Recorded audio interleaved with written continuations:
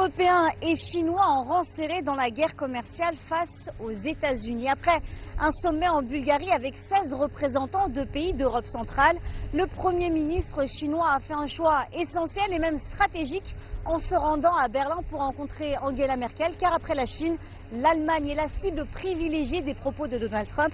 Rappelez-vous, il y a quelques jours, le président américain avait menacé de taxer les voitures allemandes telles que Mercedes ou encore BMW en réponse aux ripostes européennes sur les taxes douanières américaines. De son côté, la Chine est également touchée par l'instauration de nouveaux tarifs douaniers américains concernant 818 produits chinois.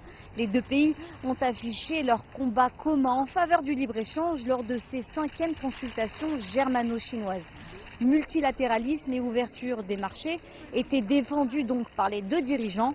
Plusieurs contrats ont d'ailleurs été signés, 22 précisément, dans plusieurs domaines pour une valeur de 30 milliards de dollars.